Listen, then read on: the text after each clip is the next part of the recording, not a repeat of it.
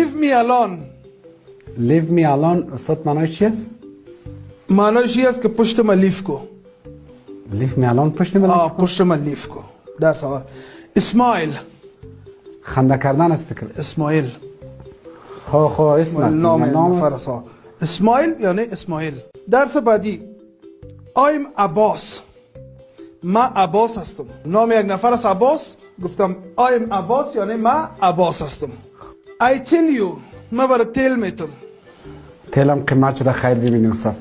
من نمیتونم بگیره خود درسش. I tell you. معنایش من بر تیل میتم. مثلا در جای تو تیل فروش هستی مثلا در خارج میری در جای تیل فروش هستی چی میگی برای نفر؟ I tell you. ما برای تیل میتم. آفرین. I miss my country. از پشت کشور خود دق شدیم. نه. چی استاد؟ ما یک کانتینر مس داریم.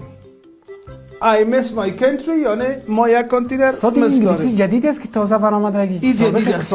نبود. I'm really sorry. امرالله صالح.